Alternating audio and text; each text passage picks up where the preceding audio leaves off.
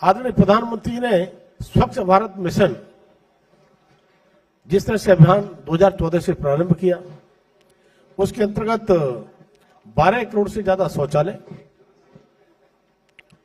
हमारी माताओं बहनों के लिए धुएं से निजात दिलाने के लिए उज्ज्वला गैस योजना का कनेक्शन।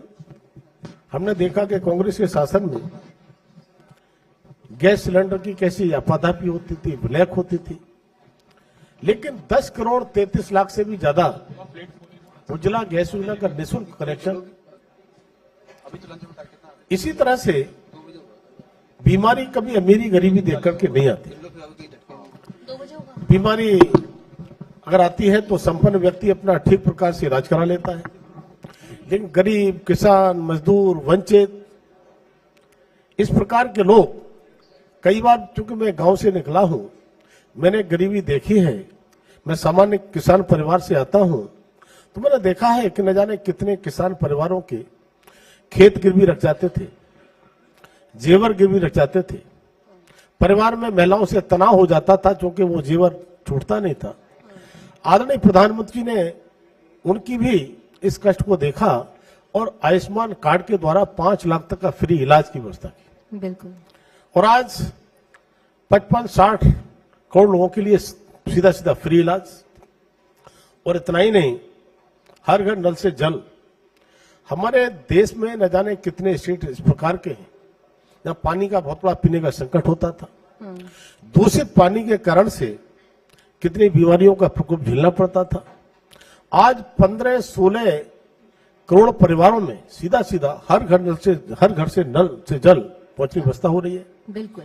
और किसान अगर है तो किसानों के लिए प्रधानमंत्री किसान सम्मान निधि, जो कभी कांग्रेस के शासन में सपने में सोचा नहीं, उन किसानों के लिए 2000 मुझे आपके चैनल के माध्यम से कहना है, कभी स्वर्गीय राजीव गांधी जी उस समय तत्कालीन प्रधानमंत्री थे, तब उन्होंने सदन में खड़े होकर कहा था कि दिल्ली से हम 1 रुपया भेजते हैं, विकास के अंतिम छोर पर पहुंचते पहुंचते 15 पैसा पहुंचता है।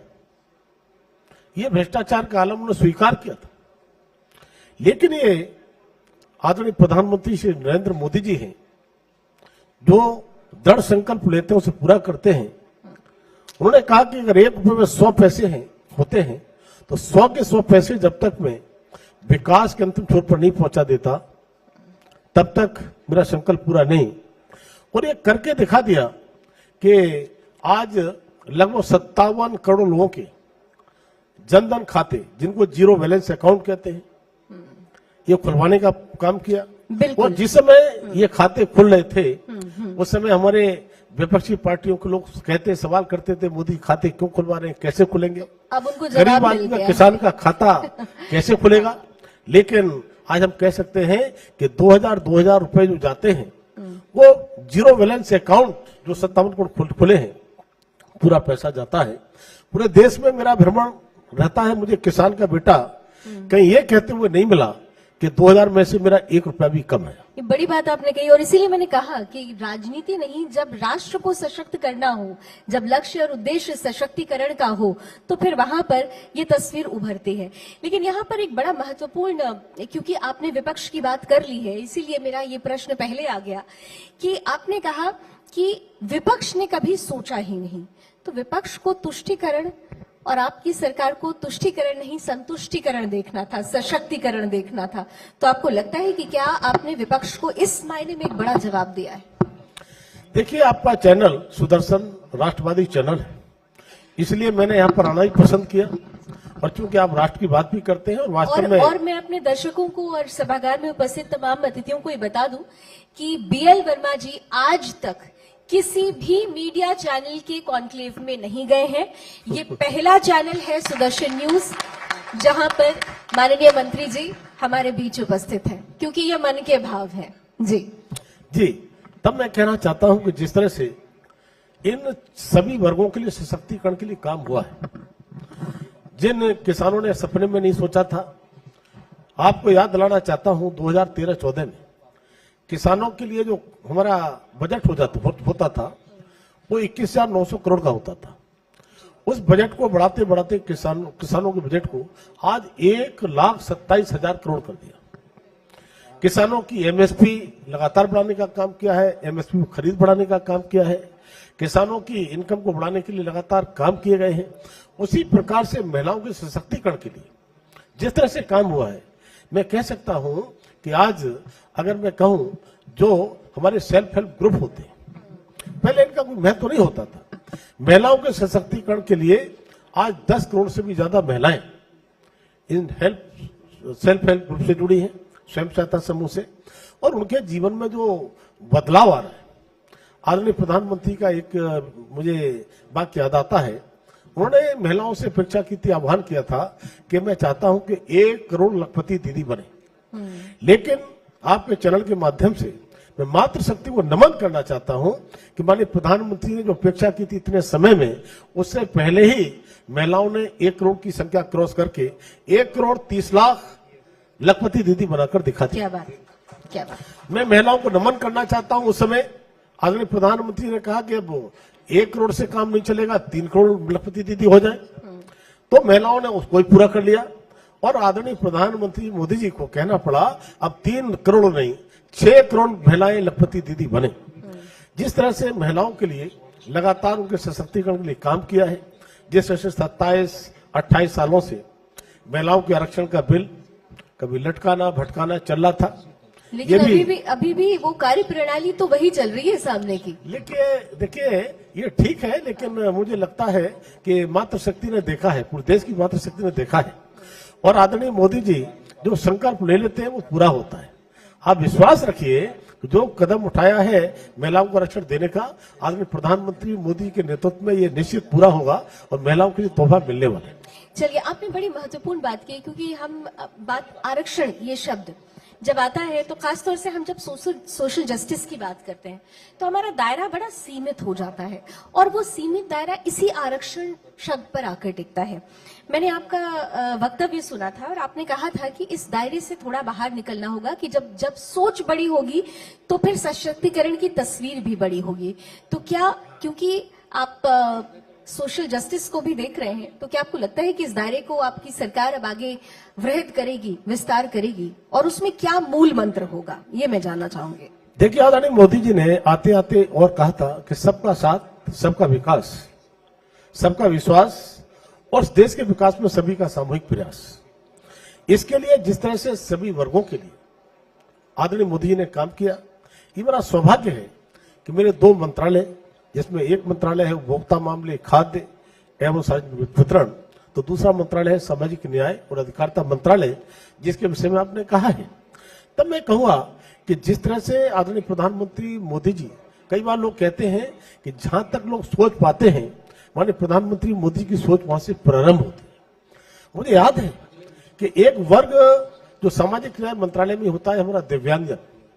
आप विचार करिए, 2016 से पहले, माननीय मोदी जी से पहले इनको दिव्यांग नहीं कहते थे, इनको विकलांग कहते थे। लेकिन माननीय प्रधानमंत्री मोदी जी ने जिस तरह से कानून में संशोधन किया 2016 में दिव्यांगजनों के सशक्तिकरण के लिए, उसमें उन्होंने कहा कि ये दिव्यांग, ये विकलांग नहीं है, ये दिव्यांग है। और दिव्यांग वो होते हैं जिनके दिव्यांग होते हैं, और दिव्यांग होते हैं उनमें दिव्य शक्तियां भी विराजमान होती हैं। कभी आप देखिए, तब मैं कहूंगा कि मैं जिस तरह से जब दिव्यांगजनों के बीच में रहता हूं, मैं आभार व्यक्त करना चाहता हूं इस देश की राष्ट्रपति आदरणीय द्रौपदी मुर्मू जी के लिए। जब पहली बार राष्ट्रपति बनने के बाद उनका मैसेज मिला कि बीच उनका जन्मदिन होता है, उन्होंने कहा कि आपके मंत्रालय के कुछ संस्थाएं हैं दिव्यांगजनों की, उसमें मैं जन्मदिन मनाना चाहती हूँ। कितना मुझे अच्छा लगा होगा।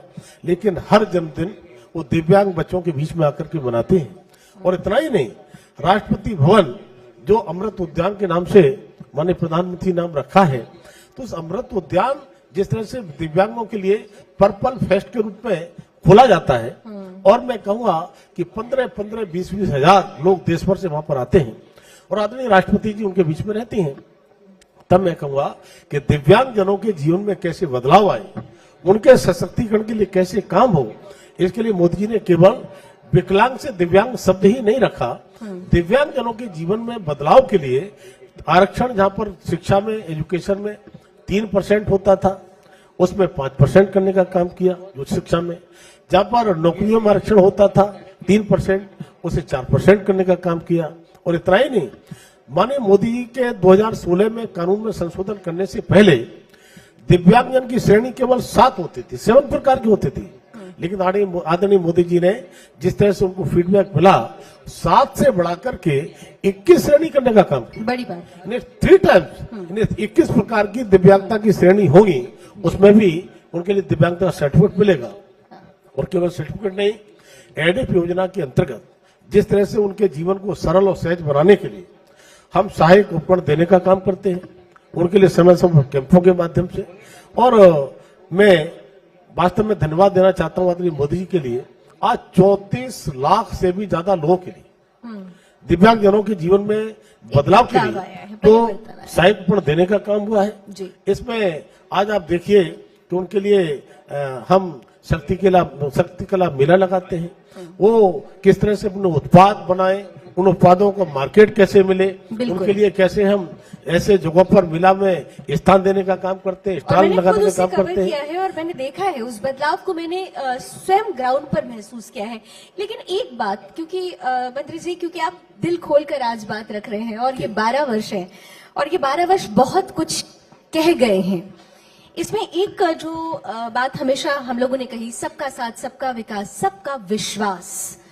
इस सभागार में बैठे हुए मुझे लगता है कि 90% से ज्यादा लोग इस तीसरे शब्द पर, सबका विश्वास, क्या आपको लगता है कि वो सबका विश्वास सरकार को मिला?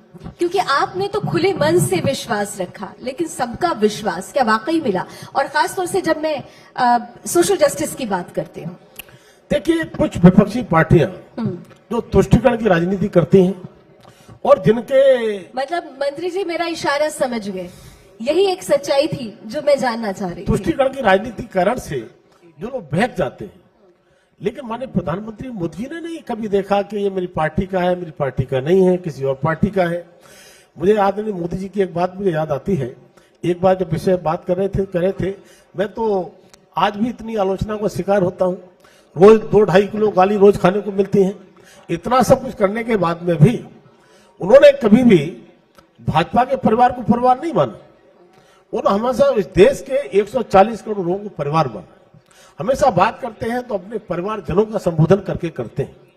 और अगर मैं कहूं कि जितने भी हमारी लाभार्थी आते हैं, कभी ये नहीं देखा कौन किस पार्टी का है, कौन किस जाति का है, कौन किस वर्ग का है, सभी देने काम करते हैं। तब मैं कहूंगा कि आज अगर मैं इस दिव्यांग शब्द के साथ साथ एक शब्द बहुत जोड़ना चाहता हूं।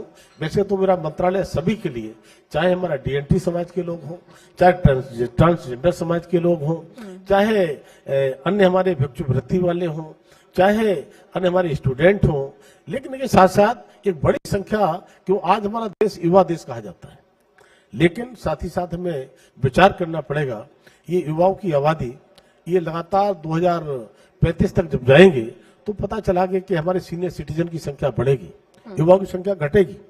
तो जिस तरह से सीनियर सिटीजन के लिए, वरिष्ठ नागरिकों के लिए हमारा मंत्रालय काम करता है आदरणीय मोदी के नेतृत्व में, तो न जाने कितने इस प्रकार के परिवार, जो एक कई बार कहा जाता है कि एक माँ बाप 4 बच्चों की परवरिश अच्छी कर सकते हैं, लेकिन जब उनकी आयु ऐसी होती है सीनियर सिटीजन में आने के बाद में, जब बच्चों के सहयोग की आवश्यकता होती है, उनके कहीं न कहीं प्यार की आवश्यकता होती है, उस समय उनको नहीं मिलता, और वो आज माननीय प्रधानमंत्री मोदी जी देने का काम करते हैं।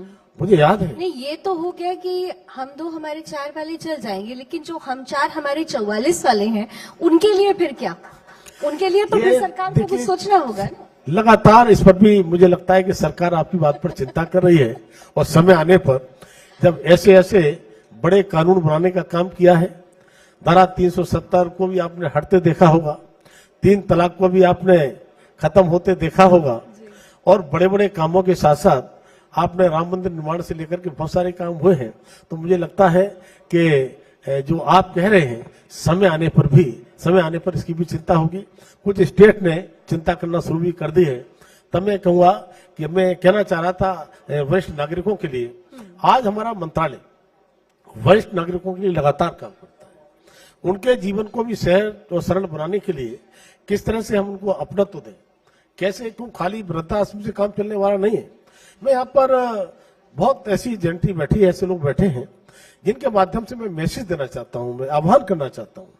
हम सबको एक इस प्रकार का संकल्प लेकर के, एक इस प्रकार की आत्मीयता, जो हमारी पहली और तीसरी पीढ़ी में जो गैप होता जा रहा है, और न जाने ऐसे उदाहरण आपके सामने भी आते होंगे, मैं तो देखता हूं, तो केवल मंत्रालय इस काम को नहीं करेगा, हम लगातार उनको सहायक उपकरण भी देते हैं, वृद्धाश्रम खोल करके उनके लिए जहां आवश्यकता पड़े सहयोग भी करते हैं। लेकिन समाज में समरसता का भाव के लिए हमने प्रयास किया है, जो हमारे गवर्नमेंट स्कूल होते हैं, जो दादा दादी और नाना नानी, उनके साथ जो नाती पोते और उनको रहते हैं, उनके साथ हम एक बागथान भी करते हैं, वहां पर उनके अनुभव भी सुनाते हैं। हमारे यहाँ समाज में जो हमारी और आपने हम लोगों ने ज्वाइंट फैमिली का कल्चर देखा है, और आजकल जो एकल परिवार का जो ये शक्ल शुरू हो गया है, इसके लिए जरूरी था कि ये कदम उठाया आवश्यक था। और क्योंकि समाज टूटने का कारण भी यही हो रहा है। हमारे मंत्रालय ने कहा कि पेरेंट्स मीटिंग होती है, उसमें माता पिता ही क्यों, दादा दादी क्यों नहीं आ सकते, और दादा दादी को जितना लगाव अपने पोते से होता है, हमारे गांव की भाषा में कहा जाता है कि मूल से भी ज्यादा ब्याज प्यारा होता है। लेकिन जब वो उस प्यार से वंचित होता है, वो दादा दादी को कैसा लगता होगा। लेकिन जब उस दादा दादी अपने उन तीसरी पीढ़ी के बच्चों के साथ उंगली पकड़कर वागथान करते हैं, तो कितना अच्छा लगता होगा। तो ये प्रयास हमारा है, अभी हम गवर्नमेंट स्कूल से स्टार्ट कर रहे हैं, आने वाले समय में हम प्राइवेट स्कूल में भी लेकर जाएंगे कि वर्ष में एक बार दो बार हम दादा दादी के साथ बच्चों का कार्यक्रम करें। बिल्कुल, बहुत बड़ी बात कही आपने। और मुझे लगता है कि अब तो सभागार में बहुत सारे ऐसे हमारे गणमान्य अतिथि हैं जिनके मन में कुछ प्रश्न चल रहे होंगे। वैसे तो मेरे पास प्रश्नों की बहुत लंबी फहरिस्त है, लेकिन मन के भाव यहाँ पर भी हैं। थोड़ा हम सहभागिता सामने से भी लेते हैं। प्लीज माइक इधर शेयर कीजिए। आप में से कोई मंत्री जी से प्रश्न पूछना चाहता हो, आप प्लीज, आप पूछना चाहते हैं?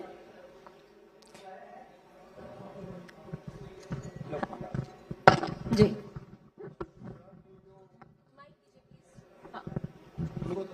हाँ, ये सर प्लीज आपके बैक साइड में प्लीज सर।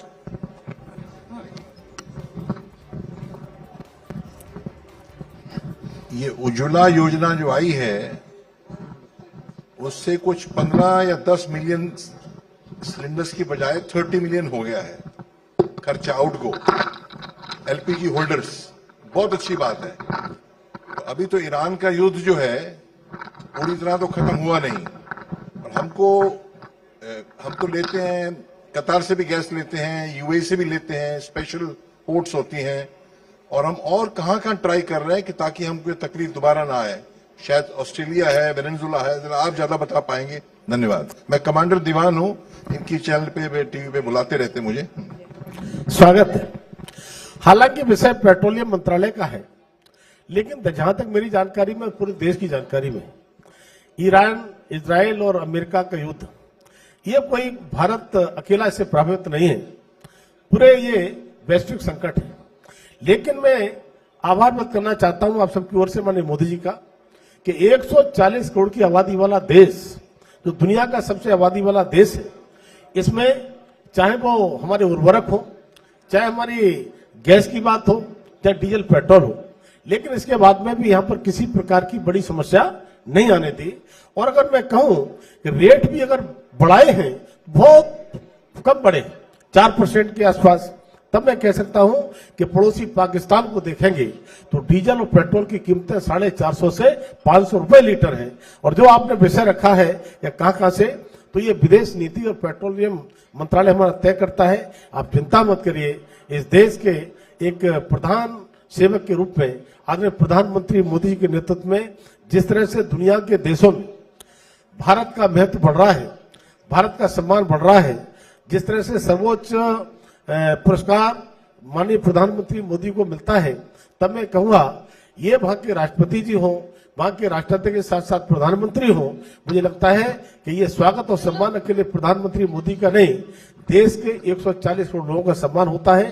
तो हमको भरोसा रखना चाहिए कि जिस तरह से 2000 यानी कभी हमारा देश 2014 से पहले खस्ता अर्थव्यवस्था में गिरा जाता था, और हम जब टॉप 5 में आए थे उस समय खुशी टॉप 5 में आने की जितनी हुई थी उससे ज्यादा खुशी इस बात की हुई थी जिन अंग्रेजों ने हम पर शासन किया लंबे समय तक उनके देश ब्रिटेन को हमने पीछे छोड़ दिया था 6ठे स्थान पर और भारत 5वें स्थान पर आया था और 5वें स्थान पर ही नहीं हम टॉप 4 में हैं 4th में हैं और आने वाले टाइम में 3rd पीरियड में ही इस कार्यकाल में मोदी जी ने संकल्प लिया है कि अब देश दुनिया की तीसरी अर्थव्यवस्था बढ़ती हुई बनेंगे ऐसा विश्वास है। मुझे लगता है कि हम सबको भरोसा रखना चाहिए और किसी प्रकार का हमें संकोच करने की आवश्यकता नहीं। भरोसा और विश्वास ये मायने रखता है। एक सवाल इधर से आ रहा है जी। सर मेरा सवाल ये है कि आप कल्याण सिंह जी के शिष्य रहे हैं और कल्याण सिंह जी को अब कैसे याद करना चाहेंगे आप? चलिए आपने बहुत अच्छा प्रश्न पूछा है।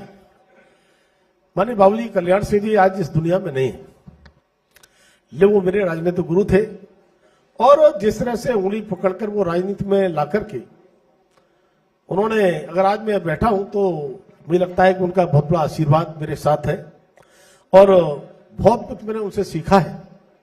साथ ही साथ मैं कहूंगा कि 6 दिसंबर 1992 आज राम मंदिर की बात तो हम करते हैं। जिस होटल में जिस हॉल में बैठे हैं ये दीवारें दिखाई पड़ती हैं, ये सब कुछ अच्छा लगता है लेकिन इसके किस पर टिका है मुझे लगता है कि ये इसकी जो बुनियाद है इस बुनियाद में राम मंदिर की बुनियाद में माननीय बाबूजी कल्याण सिंह का बहुत बड़ा सहयोग है और मैं कह सकता हूं वो समय याद है मेरे को। मैं बताना चाहता हूं आपके माध्यम से जिस समय लाखों की संख्या कार सेवकों की पहुंच गई थी अयोध्या और लग रहा था कुछ भी हो सकता है। माननीय कल्याण सिंह जी तत्कालीन मुख्यमंत्री थे। ये 6 दिसंबर 1992 की घटना है लेकिन उन्होंने अपने सीनियर ऑफिसर्स को पुलिस के ऑफिसर बुलाकर के कह दिया था कि इसके भीड़ को रोकने का उपाय करिए लेकिन गोली नहीं चलेगी। जब उन्होंने कहा कि लिख कर दे दीजिए माननीय बाबूजी कल्याण सिंह ने लिख करके दे दिया था गोली नहीं चलाने का आदेश। उससे पहले जफर जिलानी बाबरी एक्शन कमेटी के चेयरमैन थे, उन्होंने कोर्ट में एक हल्फनामा एक याचिका दायर की थी और कहा था कल्याण सिंह के रहते हुए बाबरी ढांचे को नुकसान हो सकता है, खतरा है। इसके लिए कोर्ट ने कल्याण सिंह को बुलाया और जब कल्याण सिंह बुलाया तो बाबूजी कल्याण सिंह ने कहा कि इसकी जिम्मेदारी मेरी। और जब वो गोली नहीं चलाने का आदेश दिया और बड़ी तादाद में कारसेवक गुंबद पर चढ़ गए, उस समय प्रधानमंत्री नरसिम्हा राव जी थे, एसपी चौहान गृह मंत्री थे। तो गृह मंत्री का फोन आता है, रिकॉर्डेड बात है कि कल्याण सिंह जी क्या हो रहा है कि सुना है कि ये कुछ लोग गुंबद पर चढ़ गए हैं और बाबरी गुंबद को नुकसान पहुंचाना चाहते हैं। बाबू कल्याण सिंह ने कहा कि गृह मंत्री जी रिपोर्ट आपके पास पुरानी है, मेरे पास रिपोर्ट ये है कि एक गुंबद चला गया है और दूसरे की सूचना भी कभी भी आ सकती है। उनका इसका परिणाम जानते हो क्या होगा? क्या व्यवस्था बोले जितनी व्यवस्थाएं रोकनी कर सकता है कर रहा हूं लेकिन मैं गोली नहीं चलाऊंगा, गोली नहीं चलाऊंगा, गोली नहीं चलाऊंगा। गोली चलाने का मतलब यह कि कितने लोग वहां पर निहत्थे कार से मरेंगे। इसलिए कल्याण सिंह फांसी की सजा भुगत लेगा, फांसी के फंदे पर झूल जाएगा लेकिन गोली नहीं चलेगी। अगला जब आदमी प्रधानमंत्री का उस समय फोन आया कि कल्याण सिंह जी क्या हो रहा है, सुना है कि गुंबद चला गया है। उनके माने प्रधानमंत्री जी रिपोर्ट आपके पास ही पुरानी है, 2 गुंबद चले गए हैं, तीसरे की सूचना भी कभी भी आ सकती है। प्रश्न वही था और जवाब भी वही था कि मैं कुछ भी हो उस सजा भुगतने को तैयार हूं लेकिन गोली में नहीं चलाऊंगा। ऐसे माने कल्याण सिंह जी आज प्रधान, जो गांव का चुना हुआ प्रधान होता है, सरपंच, उससे कहा जाए कि तुम जाकर के किसी चीज को इस्तीफा दे दो या सस्पेंड बस्ता होता है तो जल्दी से बस्ता जमा करना नहीं चाहता है। मुख्यमंत्री जो उत्तर प्रदेश देश का सबसे बड़ा प्रदेश है, इतनी बड़ी कुर्सी को लात मारना ये कोई छोटा मोटा त्याग नहीं है। और बाबूजी कल्याण सिंह ने मुझे फक्र होता है, गर्व होता है कि मैं ऐसे गुरु का शिष्य हूं। उन्होंने अपने सिद्धांतों से समझौता नहीं किया और आज राम मंदिर भव्य बना है और वहां पर जिस तरह से माने बाबूजी कल्याण सिंह को भी लोग जब भी मोदी जी का नाम लेते हैं तो बाबूजी कल्याण सिंह को भी याद करते हैं। बिल्कुल, राष्ट्र धर्म के प्रति समर्पण यही होता है। और क्योंकि आपकी टीम की तरफ से मुझे इशारा रहा है, आपकी व्यस्तता बहुत है, लेकिन मैं एक बड़ा महत्वपूर्ण सवाल, क्योंकि आपके मंत्रालय की बात हो रही है और ये जरूरी भी है, ये one nation one ration card जिस तरीके से एक पूरा एक सिस्टम तैयार किया गया, आपको लग रहा है कि उससे एक बदलाव और बड़ा बदलाव आया है, या उसमें कुछ और भी आप लोग जो चुनौतियां हैं उसे जो फेस कर रहे हैं उसके लिए आप कुछ आगे कुछ करने वाले हैं? ये महत्वपूर्ण सवाल था, इसलिए जानना जरूरी समझा। देखिए, चुनौतियां जितनी भी आती हैं, माने प्रधानमंत्री कहते हैं कि चुनौतियां जब आती हैं तो अवसर भी लेकर आती हैं, तो हम हमेशा चुनौतियों में अवसर ढूंढने का काम करते हैं। और माने प्रधानमंत्री मोदी से हमने सीखा है, जब जब चुनौतियां आए तो अवसरों की तलाश करना चाहिए और उन अवसरों को इनकैश करना चाहिए।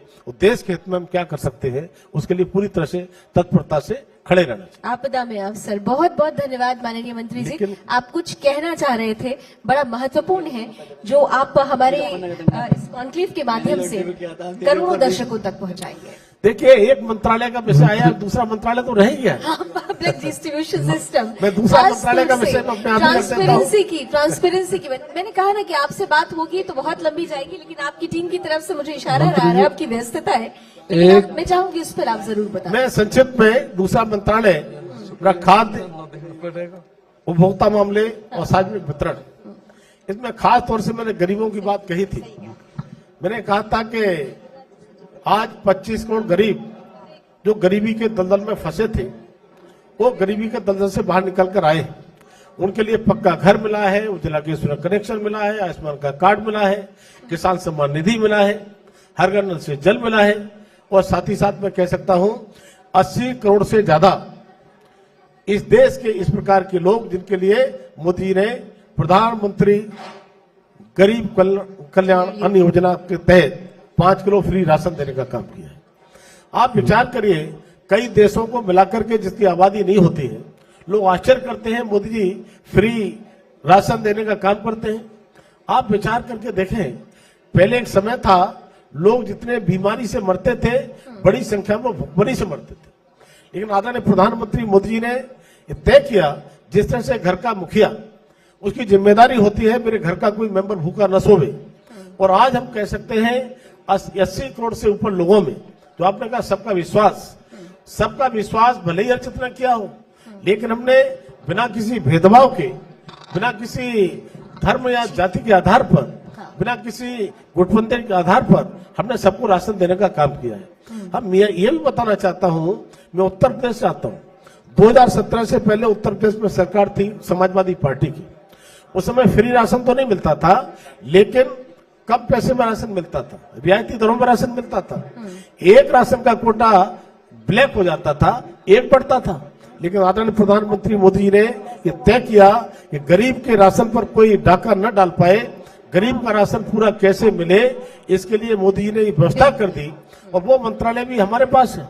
और 80 करोड़ लोगों के लिए निर्बाध रूप से पूरे देश में, देश का मतलब केवल ये हमारे आसपास का राज्य नहीं, हमारा चाहे उत्तर पूर्वी के हमारे राज्य 8 स्टेट होंगे, हिमाचल प्रदेश होगा, उत्तराखंड होगा, जम्मू कश्मीर होगा, बॉर्डर तक हमने उनको देने का काम किया है। यानी आप ये कह रहे हैं कि इसको अगर ये कहा जाए कि गरीबों को अन्न पहुंचाना ये राष्ट्र को सशक्त करना था, उस चीज को आप लोगों ने समझा और जाना। बिल्कुल मैडम, मुझे एक बात याद आती है, जब मैं गाड़ी में बैठता हूँ कभी कभी मेरा भी मन करता है मोबाइल चला लेने का। तो मैं एक बार जा रहा था, देखा एक उत्तराखंड में रहने वाली एक माताश्री, एक बुजुर्ग महिला, उनका इंटरव्यू आ रहा था। एक कोई पत्रकार इंटरव्यू ले रहे थे कि माता जी कि आपको ये घर किसने दिया है? तो उन्होंने कहा घर ये मोदी ने दिया है। और क्या दिया है? ये शौचालय भी दिया है। और क्या दिया है? ये हमारा उज्ज्वला का कनेक्शन भी दिया है। तो उन्होंने कहा आपके बेटे नहीं है क्या? तो उन्होंने कहा महिला ने कि 2 बेटे तो मेरे 2 हैं, लेकिन 2 जैसे पहाड़ों पर परंपरा है, बड़े बच्चे होते हैं तो नौकरी करने चले जाते हैं बाहर, लेकिन मेरे बच्चे तो कभी आते हैं, लेकिन एक बेटा मेरा दिल्ली में बैठा है, जिसे मोदी कहते हैं, वो मेरे राशन की चिंता करता है, और वो राशन की चिंता करता है।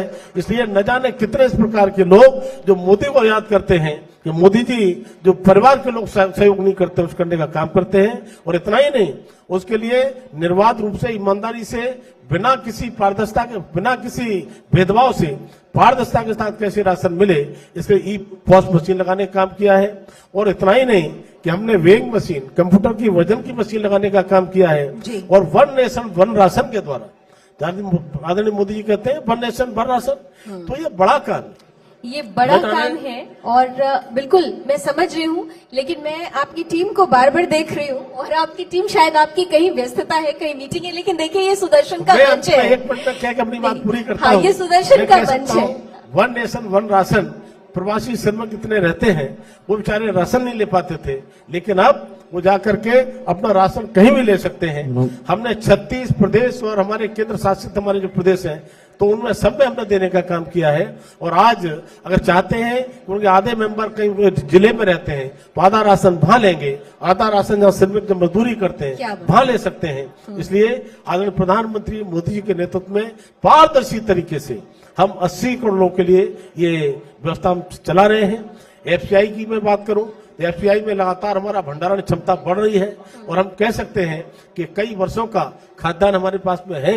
इसलिए देश को गर्व होना चाहिए। इसी को ही विजन कहते हैं और विजन को देखते हुए तैयारियां पहली हो चुकी हैं। बिल्कुल, बहुत बहुत धन्यवाद मंत्री माननीय जी। और मुझे ऐसा लगता है कि ये स्पेशल आपके साथ हम सेशन रखेंगे पुनः, ताकि हम जो संपूर्ण रूपरेखा है मंत्री उसको और जी, विस्तार से समझ सके। मेरा एक पर्सन है मंत्री जी, अच्छा, एक मेरा सवाल एक पीछे से आ गया। हाँ, मेरा एक अपना पर्सन है। आज तक जब तक हम देखते आ रहे, सुनते आ रहे, हर किसान की जो फसल होती है उसका मूल्य दुकानदार व्यापारी वो रखता है, और जो किसान के लिए खाद्य बीज जो बोने का खुदाई करने का होता है उसकी कीमत वो खुद नहीं रखता, उसकी कीमत खुद दुकानदार रखता है। तो मंत्री जी, मेरा अपना एक प्रश्न है, कभी हमारी या देश में एक ऐसा कानून आ सके है कि जब किसान की फसल की कीमत जब दूसरा रख सके तो किसान के खाद्य बीज की कीमत भी किसान रख सकता है?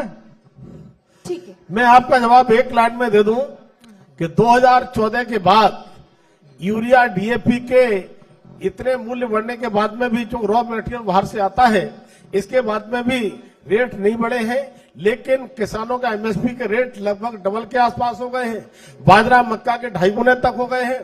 तब मैं कह सकता हूं अब वो समय नहीं है, अब वो किस समय है जो किसान को समृद्ध करने के लिए आदरणीय प्रधानमंत्री मोदी जी लगातार काम करते हैं। मंत्री जी, एक और थोड़ा बस सा मंत्री जी ने इतना विस्तार से बता दिया उस जवाब को, और मुझे लगता है मन में बहुत प्रश्न है, हम एक स्पेशल सेशन अलग से जरूर आप आ रखेंगे। जाइए, मेरे सारे प्रश्नों का उत्तर दूंगा, आपको संतुष्ट करके भेजूंगा। चलिए, आपको मन से ही आमंत्रण मिल गया। बहुत बहुत धन्यवाद माननीय चलिए, मंत्री बहुत जी। बहुत धन्यवाद। आपने और बहुत खास तौर अमूल्य से समय- सुदर्शन चैनल के लिए बुलाने के लिए मैंने बताया कि आपने पहली बार मैं आया हूं, सच में पहली बार आया हूं, लेकिन मैं आपके राष्ट्रवादी चैनल होने के नाते और साथ में क्योंकि आप बेबाक तरीके से देश की जनता के साथ आप खड़े रहते हैं, इसलिए मैं आप सब आपके चैनल को भी बहुत बहुत आभार व्यक्त करता हूं। धन्यवाद। भावना एक है, राष्ट्र सर्वोपरि।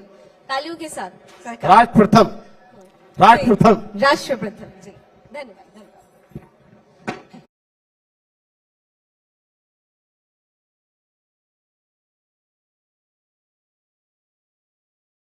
बेसिक शिक्षा को नए पंख देने वाला स्कूल चलो अभियान बना बच्चों के लिए वरदान। यशस्वी प्रधानमंत्री श्री नरेंद्र मोदी जी के दूरदर्शी विजन तथा माननीय मुख्यमंत्री योगी आदित्यनाथ जी के कुशल नेतृत्व में आधुनिक सुविधाओं ने स्कूलों का कायाकल्प करके हर बच्चे को निपुण बनाने का संकल्प लिया है। मिड डे मील से बचपन को पोषण मिल रहा है तथा समग्र शिक्षा अभियान से भविष्य रोशन हो रहा है। शारदा कार्यक्रम ड्रॉप आउट बच्चों को हर दिन स्कूल आने के लिए प्रेरित कर रहा है और बाल वाटिका नन्हे मुन्नों को खेल खेल में स्कूल आना सिखा रहा है। 1 जुलाई से 15 जुलाई तक प्रदेश सरकार का स्कूल चलो अभियान, ताकि हर बच्चा शिक्षा से हो अभिसिंचित। अगर आपके आसपास कोई ऐसा बच्चा हो जो किसी कारण विद्यालय नहीं जा पा रहा, तो स्कूल चलो अभियान का लाभ उठाएं। तत्काल उसे विद्यालय में प्रवेश दिलाएं। पता नहीं हेल्दी रहना लोगों के लिए इतना कंफ्यूजिंग क्यों है। सुपर फूड्स, डाइट्स, ये सब तो मैंने भी ट्राई करके देखा, लेकिन फिर मुझे मिला एक बहुत सिंपल सॉल्यूशन। देसी गिर गाय के A2 दूध से बना शुद्ध बिलोना घी। ये बना है ट्रेडिशनल बिलोना मेथड से। क्रीम को हाथों से मथ कर इस घी में है ओमेगा 3 और ओमेगा 6 फैटी एसिड, जो आपके दिमाग को रखें तेज और एक्टिव। विटामिन A, D, ई और कैल्शियम जो बढ़ाए इम्यूनिटी और दे शरीर को असली ताकत। और सबसे जरूरी बात, ये आपके दिल को रखे हेल्थी। ये सिर्फ घी नहीं, ये हमारी संस्कृति, परंपरा और सेहत का संगम है। तो आज से आपके लिए भी no crash diets, no fake hacks, only real food, real energy. आज ही मंगवाएं iSwadeshi.com से। खबर उत्तर प्रदेश के रामपुर से है, जहां योगी सरकार की पुलिस ने सनातन धर्म और गौ माता के दुश्मनों को उनकी सही जगह पहुंचा दिया है। रामपुर जिले के सैफनी थाना क्षेत्र में गौ माता के खून से अपने हाथ रंगने वाले एक ओंकार जिहादी को पुलिस ने तड़के हुई एक भीषण मुठभेड़ के बाद दबोच लिया। मिली जानकारी के अनुसार रामपुर के सैफनी इलाके में 1 जुलाई को एक बेजुबान गौवंशीय की नृशंस हत्या करके उसके अवशेषों को सड़क के किनारे फेंक दिया गया था। इस जघन्य कृत्य के सामने आने के बाद से ही सनातनियों में भारी आक्रोश था और पुलिस लगातार आरोपी की तलाश में जुटी हुई थी। इस घिनौने अपराध में फरीस, शब्बू और सलीम जैसे जिहादी मानसिक तत्वों के सामने आने की बात जो है वो आ गई थी। अब देखिए, रविवार को सोमवार की दरमियान रात को जब पुलिस टीम क्षेत्र में सघन चेकिंग अभियान चला रही थी, तभी बाइक पर सवार होकर मुख्य आरोपी फरीस को रोकने का प्रयास किया गया, लेकिन कानून और खाकी का खौफ देखते हुए अपराधी ने भागने की कोशिश की। कच्चे रास्ते पर मोटरसाइकिल फिसलते ही वो गिर गया और उसके बाद जब उसने खुद को बेबस पाया तो पुलिस पर ही फायरिंग शुरू कर दी। पुलिस ने भी आत्मरक्षा में और गौ माता के अपमान का बदला लेने के लिए त्वरित जवाबी कार्रवाई की। पुलिस की अचूक गोली सीधे जिहादी फारिस के पैर में लग गई, जिसके बाद से वो वहीं ढेर हो गया। पुलिस ने उसे तुरंत अरेस्ट कर लिया है। जिला अस्पताल में उसे एडमिट करवाया गया है, उसका इलाज चल रहा है। अब देखिए, पुलिस ने इस अपराधी के कब्जे से एक अवैध तमंचा, जिंदा कारतूस, वारदात में इस्तेमाल की गई बाइक, गौकशी के प्रयुक्त जो है धारदार उपकरण वो बरामद किए हैं। पूछताछ में जिहादी ने ये बात स्वीकारी है कि उसने अपने साथियों के साथ मिलकर इस कायराना वारदात को अंजाम दिया है। पुलिस अब फरार उसके सहयोगी की तलाश में जुटी हुई है।